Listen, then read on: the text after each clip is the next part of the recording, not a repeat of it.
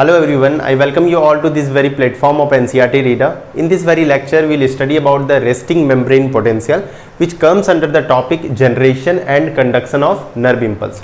देखो ये topic NCERT जो मेंशन करती है थोड़ा सा कंफ्यूजिंग है, ठीक है। कुछ लाइन है जहाँ पे आपको समझ में नहीं आएगा कि NCERT क्या कहना चाह रही है।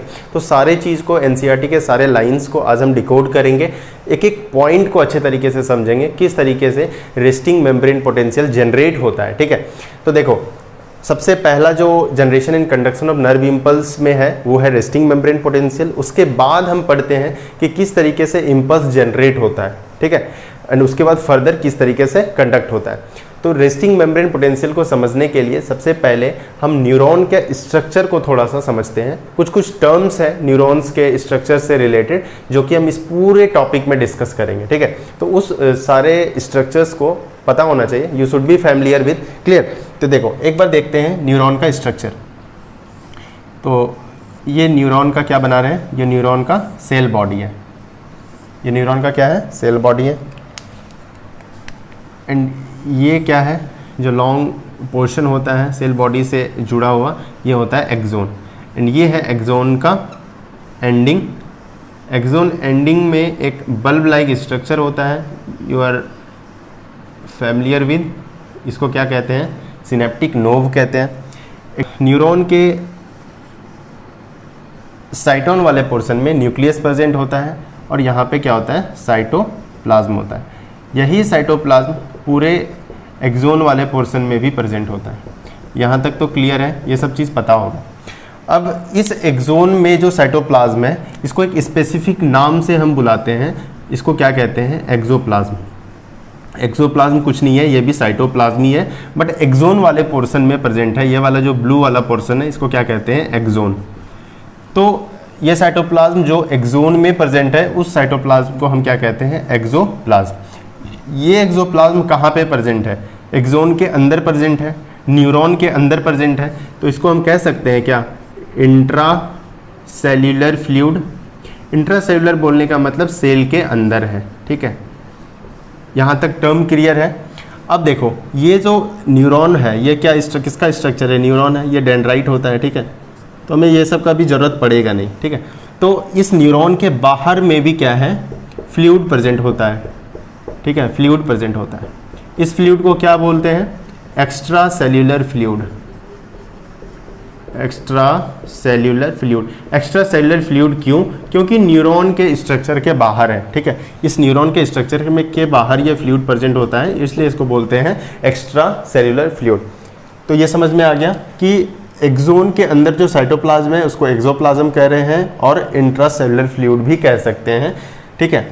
एंड इसके बाहर जो फ्लूइड प्रेजेंट होता है वो क्या है, एक्स्ट्रा सेल्यूलर फ्लूइड। उसी तरीके से नीचे भी होगा, सेल के बाहर है तो ये भी है ना। यहाँ तक क्लियर है कि नहीं है, ठीक है। अब देखो ये एक्स्ट्रा सेल्यूलर फ्लूइड में क्या है, पॉजिटिव चार्ज आयंस प्रेजेंट होते हैं as well as negative charge ions present होते हैं। उसी तरीके से एक्सोप्लाज्म के अंदर में भी पॉजिटिव चार्ज आयंस होते हैं as well as negative charge ions होते हैं। ध्यान रखना मैं एक एक चीज़ जो बोल रहा हूँ, ठीक है। तो यहाँ पे एक्स्ट्रा सेल्यूलर फ्लूइड में क्या मिलेगा, पॉजिटिव चार्ज आयंस मिलेंगे जिसको क्या बोलते हैं, कैटायन कहते हैं। नेगेटिव चार्ज आयंस भी मिलेंगे, इसको क्या कहते हैं, एनायन कहते हैं, ठीक है। अब देखो इंट्रासेल्युलर फ्लूइड में भी क्या मिलेगा, कैटायन मिलेगा और एनायन मिलेगा। यहाँ पे एनायन जो है नेगेटिव चार्ज आयंस, यहाँ पे आपको ये negative ions negatively charge protein होता है, ठीक है, चार्ज्ड प्रोटीन। यहाँ पे जो नेगेटिव चार्ज आयंस हैं वो कौन है, नेगेटिवली चार्ज प्रोटीन है। तो देखो यहाँ पे भी पॉजिटिव चार्ज आयंस आपको देखने को मिल रहा है as well as negative charge मिल रहा है, और एक्स्ट्रा सेल्युलर फ्लूइड में भी वही चीज़ देखने को मिल रहा है। अब हमको बताओ एक चीज़ कि पॉजिटिव चार्ज भी है और नेगेटिव चार्ज भी है। अब इस पॉजिटिव चार्ज का जो कंसंट्रेशन है वो बहुत ज़्यादा होता है, किसमें, एक्स्ट्रा सेल्युलर फ्लूइड में। क्या कह रहे हैं कि पॉजिटिव चार्ज भी प्रेजेंट होता है और नेगेटिव चार्ज भी, बट नंबर में, कंसंट्रेशन में पॉजिटिव चार्ज जो है वो एक्स्ट्रा सेल्युलर फ्लूइड में ज़्यादा होता है। क्या होता है, ज़्यादा होता है। तो कैटायंस क्या होते हैं, एनायन से ज़्यादा होते हैं, क्लियर। जो इंट्रासेलुलर फ्लूइड है यहाँ पे एनायंस ज़्यादा होता है कैटायन से। यहाँ पे किसका पोर्शन ज़्यादा है? नेगेटिवली चार्ज प्रोटीन जो कि एनायंस है। यहाँ तक क्लियर है? अब ये जो कैटायन है, अब वो कैटायन कौन कौन सा कैटायन प्रेजेंट होता है ये देखो। यहाँ पे आपको सोडियम दिखेंगे, पोटासियम दिखेंगे और कैल्शियम दिखेंगे।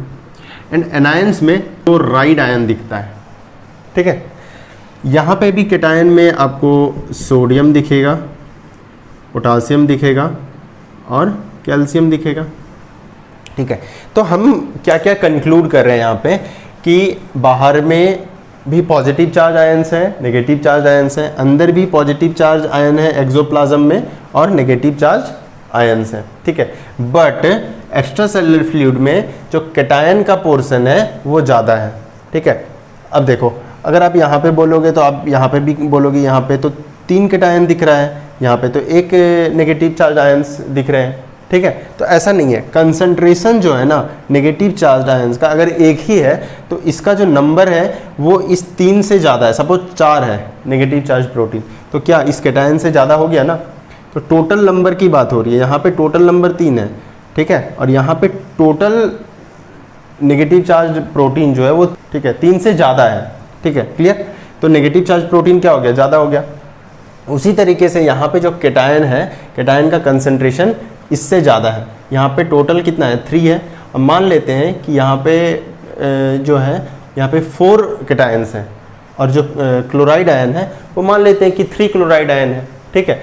तो कैटायन का पोर्शन क्या हो गया? ज़्यादा हो गया। तो अब बताओ कि बाहर में कौन सा चार्ज होगा? तो due to the concentration of cations in the extra cellular fluid, ठीक है, यहाँ पे कौन सा चार्ज हो जाता है? पॉजिटिव चार्ज, पॉजिटिव चार्ज, ठीक है। यहाँ पे क्या हो गया? पॉजिटिव चार्ज हो गया। अब एक्सोप्लाज्म में किसका कंसंट्रेशन ज़्यादा है? नेगेटिव चार्ज प्रोटीन का। तो यहाँ पे कौन सा चार्ज हो जाएगा? नेगेटिव, हो गया। तो इसी तरीके से चार्ज अपीयर होता है किसके अंदर? न्यूरॉन के अंदर। अब हम एक चीज़ और बताना चाहेंगे कि यहाँ पे जो न्यूरॉन है, यहाँ पे न्यूरॉन किसी भी तरीके का इम्पल्स को कंडक्ट नहीं कर रहा है अभी, ठीक है। अभी न्यूरॉन रेस्ट कंडीशन में है। रेस्ट कंडीशन में ये चार्ज अपीयर होता है, ठीक है। अब ये वाला जो सेक्शन है, ये वाला सेक्शन को हम यहाँ पे दिखा रहे हैं, ठीक है। देखो,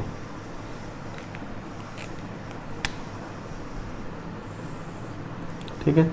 अब देखो, एक्सोन के बाहर कौन सा चार्ज है? पॉजिटिव चार्ज है,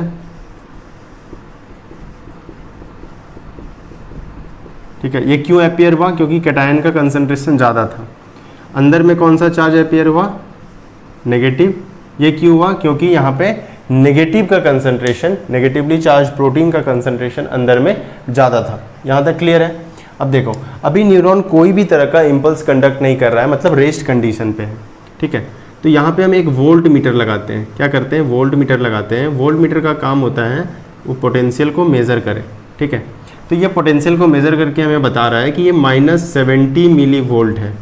इसका जो पोटेंशियल है वो कितना है? -70 मिली वोल्ट। माइनस क्यों? क्योंकि पोटेंशियल हम अंदर के रेस्पेक्ट में मेज़र कर रहे हैं, ठीक है।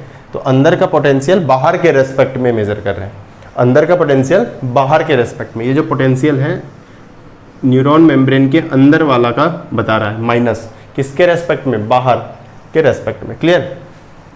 तो ये पोटेंशियल किसका है? रेस्टिंग मेम्ब्रेन का है। रेस्टिंग मेम्ब्रेन, इसको क्या बोलेंगे? Resting membrane potential. यहाँ तक क्लियर हुआ?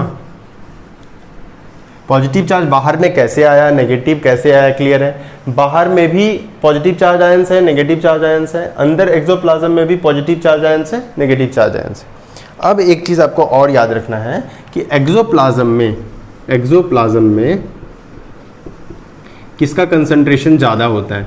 तो याद रखना, पोटासियम का कंसंट्रेशन ज़्यादा होता है, ठीक है। अब यहाँ पे फिर कंफ्यूज मत करना कि आप तो बता रहे थे नेगेटिवली चार्ज प्रोटीन का कंसंट्रेशन ज़्यादा होता है। हाँ, overall negative charge protein concentration ज़्यादा है, बट कैटायंस में सबसे ज़्यादा कंसंट्रेशन किसका है? तो पोटासियम का कंसंट्रेशन ज़्यादा है। क्लियर है? उसी तरीके से एक्स्ट्रा सेल्युलर फ्लूइड जो है, एक्स्ट्रा सेल्युलर फ्लूइड जो है, इसमें किसका कंसंट्रेशन ज़्यादा है? सोडियम का कंसंट्रेशन ज़्यादा है, ठीक है। तो बाहर में जो कैटायंस है वो ज़्यादा है, उसमें से सबसे ज़्यादा कौन है, वो है सोडियम, ठीक है। तो सोडियम का कंसंट्रेशन बाहर में ज़्यादा है एंड एक्सोप्लाज्म में पोटासियम का कंसंट्रेशन ज़्यादा है। यहाँ तक क्लियर है, ठीक है। अब देखो सेम डायग्राम यहाँ पे बना रहा हूँ, क्लियर। अब ये जो पोटेंशियल है -70 मिली वोल्ट, ये किसका पोटेंशियल है, रेस्टिंग मेम्ब्रेन का। रेस्टिंग मेम्ब्रेन का जब हम पोटेंशियल मेजर करते हैं तो कितना आता है, -70 मिली वोल्ट। अब ये पोटेंशियल को ना हमेशा मेंटेन करके रखना है, जब तक नर्व इम्पल्स जनरेट नहीं होगा तब तक -70 मिली वोल्ट मेंटेन रहना चाहिए। मतलब रेस्टिंग मेम्ब्रेन अपने इसी पोटेंशियल पे मेंटेन रहना चाहिए। ये कौन मेंटेन करता है, तो ये जो मेम्ब्रेन है, न्यूरॉन का जो ये मेम्ब्रेन है, इस पे आयन चैनल्स प्रेजेंट होते हैं। क्या प्रेजेंट होता है, आयन चैनल्स, इसमें आयन चैनल्स प्रेजेंट होता है, ठीक है।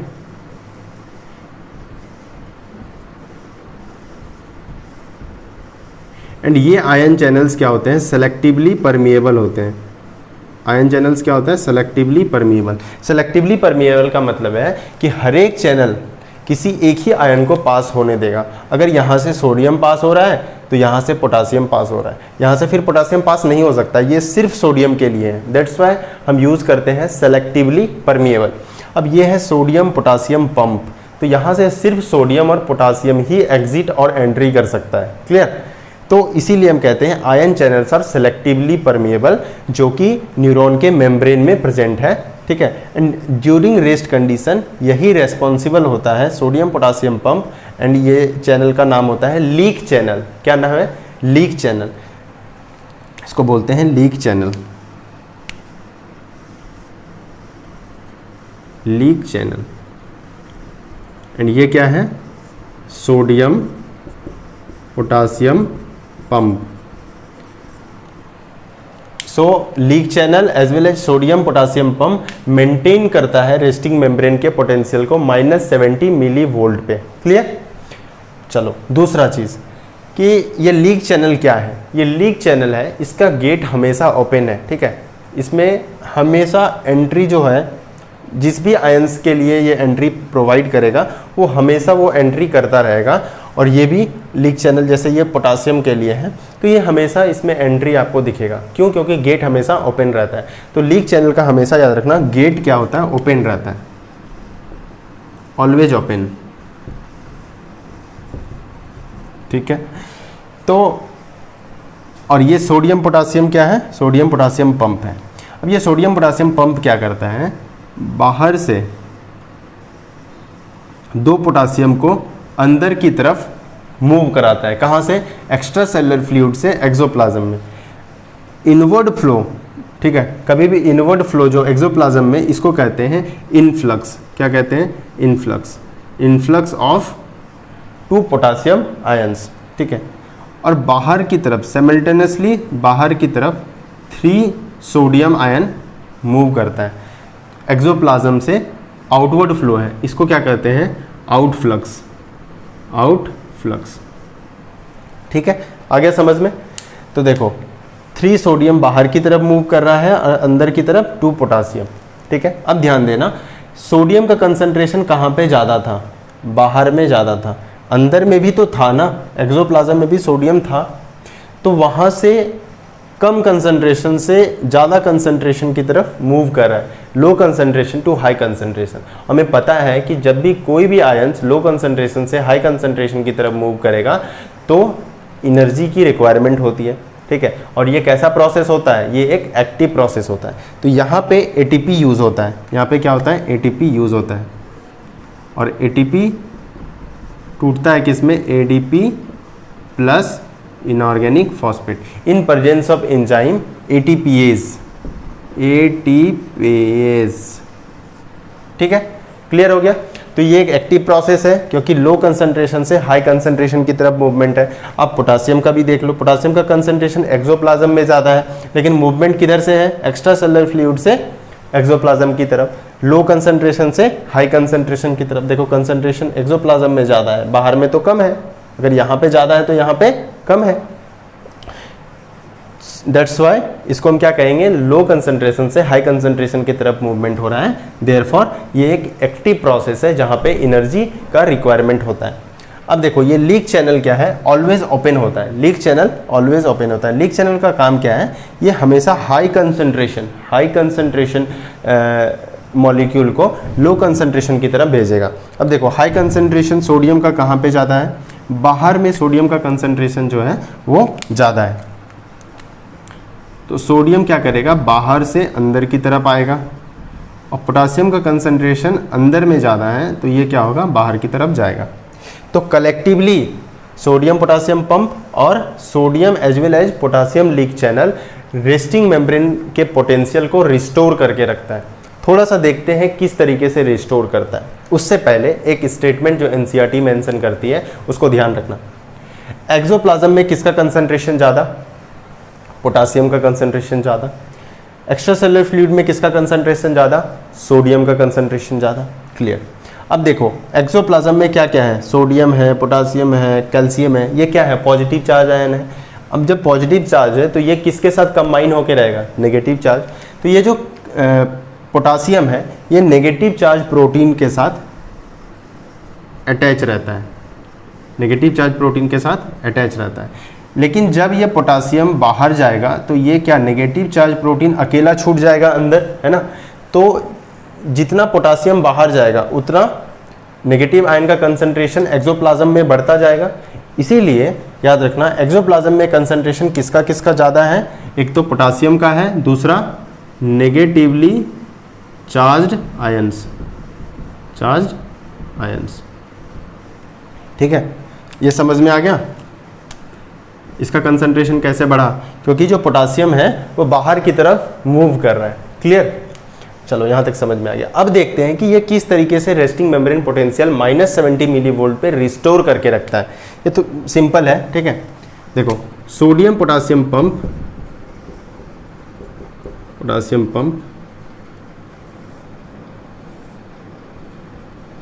2 के इनसाइड और 3 सोडियम को बाहर की तरफ मूवमेंट कराता है, ठीक है। और ये क्या करेगा, ओवरऑल नेगेटिव क्रिएट होता है अंदर में। अच्छा, ये ओवरऑल नेगेटिव कैसे क्रिएट हो रहा है, देखो समझो। 3 पॉजिटिव आयन बाहर की तरफ जा रहा है और अंदर की कितना आ रहा है, 2 पोटासियम आ रहा है, ठीक है। डिटेल में समझोगे तो देखो समझते हैं। 10 पॉजिटिव आयन्स बाहर है, 10 नेगेटिव आयन भी बाहर है। अंदर में भी मान के चलते हैं 10 पॉजिटिव आयन्स है पहले से और 10 नेगेटिव है, ठीक है। देखो 3 सोडियम बाहर गया तो ओवरऑल चार्ज निकालो, 10 + 3, ठीक है।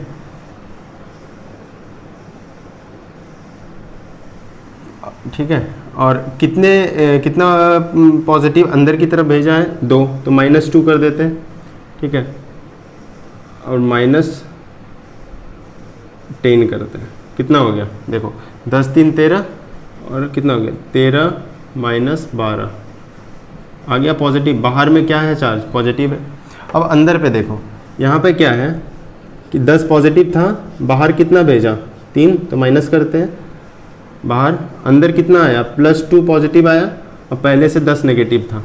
क्लियर, तो देखो 10 और 3 13, तो हो गया -13 + 12 हो गया माइनस चार्ज।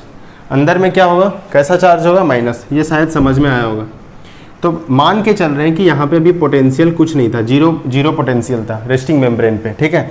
और अंदर में चार्ज 10 पॉजिटिव 10 नेगेटिव, बाहर में भी 10 पॉजिटिव 10 नेगेटिव, ठीक है। तो जब ये सोडियम पोटासियम पंप अपना काम करना शुरू किया तो ये ओवरऑल बाहर में क्या क्रिएट किया, पॉजिटिव, और अंदर में नेगेटिव। तो नेगेटिव पोटेंशियल क्रिएट किया ना, तो ये नेगेटिव पोटेंशियल कितना क्रिएट करता है, जब वोल्टमीटर लगाते हैं तो पता चलता है -5 मिलीवोल्ट। कितना पोटेंशियल क्रिएट करता है, -5 मिलीवोल्ट। अगर बाहर अंदर नेगेटिव है तो बाहर तो पॉजिटिव होगा, ठीक है। अब देखो ये सोडियम पोटासियम पंप ऐसे रिस्टोर कर रहा है पोटेंशियल को। ये कितना रिस्टोर कर पाया, -5। अब दूसरा देखते हैं, ये है पोटासियम लीक चैनल, ठीक है। पोटासियम का कंसंट्रेशन कहाँ पे ज़्यादा है? अंदर में ज़्यादा है, एक्सोप्लाज्म में। तो हाई कंसंट्रेशन से मूव करेगा लो कंसंट्रेशन की तरफ, करेगा ना। और यहाँ पे ये किसके साथ एसोसिएटेड है? नेगेटिव चार्ज के साथ, है ना। तो क्या होगा? नेगेटिव चार्ज का कंसंट्रेशन अंदर में बढ़ता जाएगा, देयरफॉर ये अंदर में नेगेटिव चार्ज क्रिएट कर देता है, बहुत सारा नेगेटिव अंदर में क्रिएट होता है। तो ये नेगेटिव पोटेंशियल क्रिएट करता है कितना? -90 मिली वोल्ट, ठीक है। बाहर तो पॉजिटिव ही होगा, क्योंकि अंदर नेगेटिव है तो बाहर क्या होगा? पॉजिटिव होगा। ये नेगेटिव किसके रेस्पेक्ट में है? बाहर के नेगेटिव में, बाहर के पॉजिटिव के रेस्पेक्ट में, क्लियर।